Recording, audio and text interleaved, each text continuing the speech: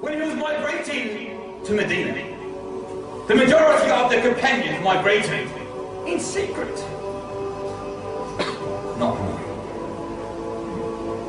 Radiallahu ta'ala. He made tawaf around the Kaaba first, then prayed behind the Abrahamic station second, he went and wore his armor, and then he proclaimed publicly to the chieftains of paganism, to the chieftains of idolatry and polytheism, to those who worship the stones carved by their own very hands. Did he feed them? No. He did not feed people that are mushrikun. He feed the Lord of the mushrikun.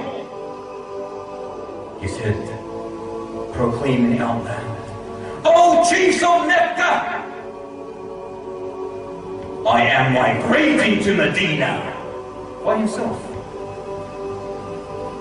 Anyone who desires to make his mother bereaved, his children orphans, his wife a widow, follow me behind this fact." Did anyone follow him, Amen? No one dared to even look at Umar.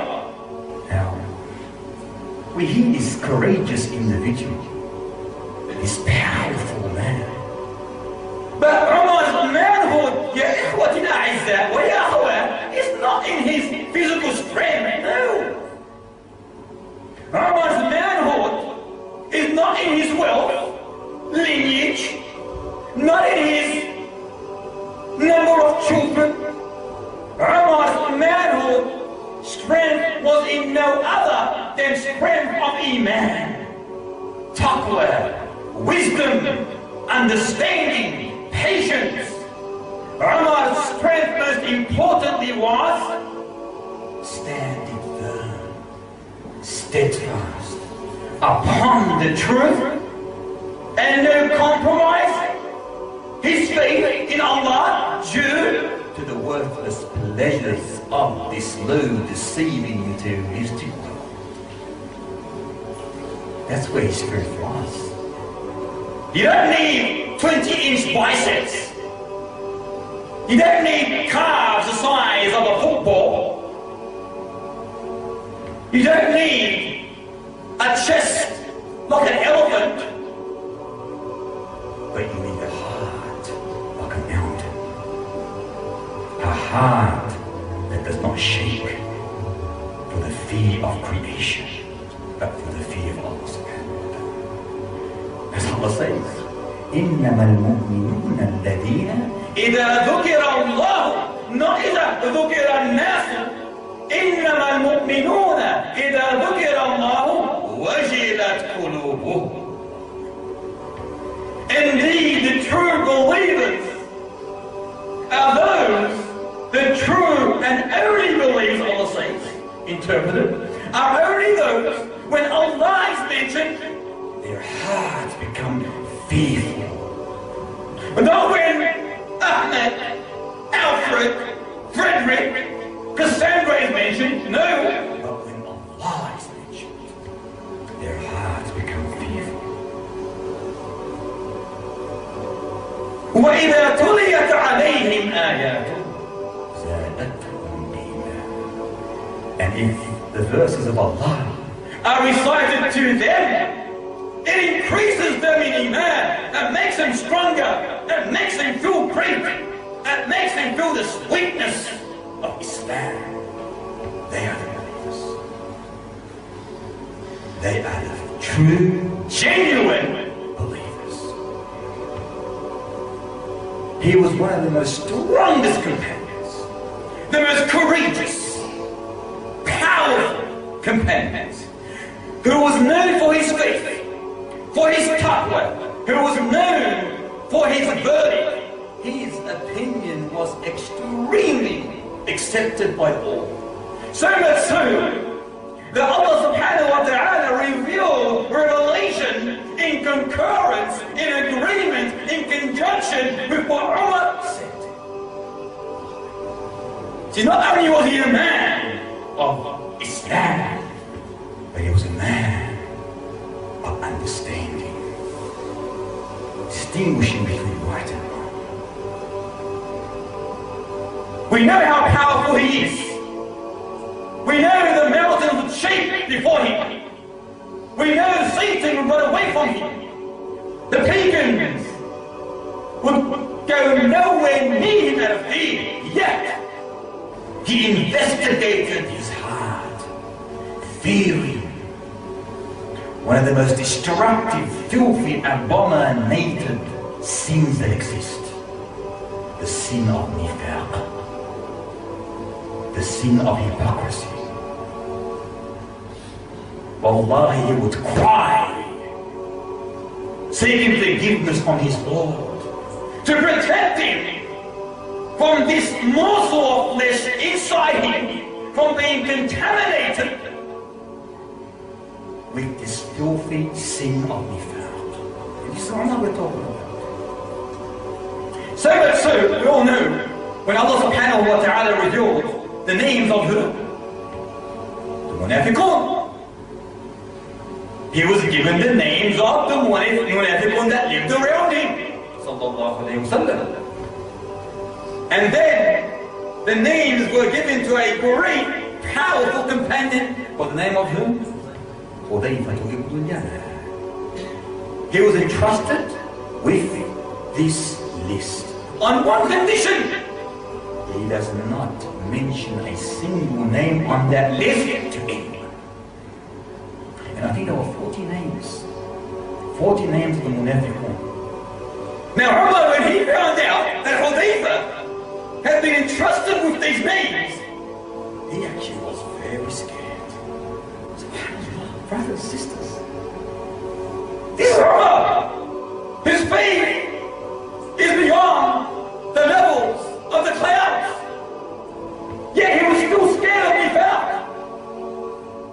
So he runs to Hudayfa. Yeah, Hudayfa, told me he was on this list. Told me he was on this list, I want to know. He was scared that his name may be amongst the munafiqun.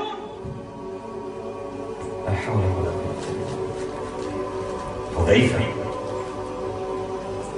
did not betray his trust. Did not break his trust like today. You're told what to say. I do not say. You can cut his flesh and bones, slice him into 1,000 pieces. He will not break his trust. Why? Because he's a Muslim, a mu'min, a muhsin. I can't tell you who is on this list. I'm not allowed. Umar began to cry. This man of Iman began to cry, showing Hudayfa that, look, I need to know, am I on that list? Am I, ya Hudayfa, amongst the munafiqun? Hudayfa looked at him with a smile and gave him the glad tidings. No, ya Umar, absolutely not. He fell to the ground and started crying. That's Umar. That is Umar ibn al-Khattab. And this was the attitude not only of Umar, but all the companions. Extremely vigilant, extremely alert, extremely careful, fearful of this major predicament, the predicament of nifaq in their hearts. There's a narration by Ibn Abi Malika, collected by Al-Bukhari, who said, Ibn Abi Malika said, I witnessed or met 30 companions. 30 companions. Every single one of them was scared of the affliction of nifaq, of hypocrisy upon their lips. You know, today we see many of us, we feel that we're protected, that we're saved, that we're secured from this destructive element. We are not.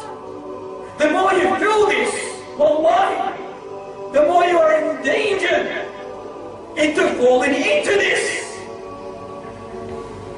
Hassan al-Basri, he said, listen carefully. It is only the mu'min, the believer, who fears nifaq. It is only the believer who fears nifaq, and it is only the munafiq who feels secure from nifaq. Look around us. Go outside today in this community, in our society, and you will see a disgusting attitude. We all say La ilaha illallah, all of them, but how many mock the sunnah? How many speak and lie? How many break their promises? How many betray their trusts? How many violate their agreements? How many, when they fall into dispute, they become abusive and start slandering, cursing? Fear Allah and return it to Allah. How many find it hard to wake up for Fajr? Pray Isha, not knowing the great leader that we follow. Said that Fajr, Isha are the most difficult, the most hardest of prayers on a munafiq. Wallahi scary. Wallahi, wallahi scary. If you have any of these attributes, if you break your trust, or break your promise, or speak a lie, or violate your agreements, whether with Muslims or non-Muslims, if you mock anything to do with the sunnah, if you have trouble waking up for Fajr, how can someone have trouble waking up for Fajr? I don't understand. Fajr is the time when the angels are exchanging the deeds. The time when Allah asked them, how did you leave my ibad? And you're sleeping, snoring. A'udhu billah. It is one of the greatest times of the 24 hours. Fajr. It should be the greatest seconds of your day. Be happy that you are even blessed to be able to pray Fajr. All these signs, breaking the trust, violating agreements, speaking and lying, mocking the sunnah, having trouble praying Fajr and Isha, these are all signs of munafiqun, nifaq. They are elements relating to hypocrisy. If you have all of them, you are indeed a munafiq. The hadith says, not me. The hadith says. If you have some of them, you have elements of hypocrisy. Brothers and sisters, if there is a bodily disease, what do?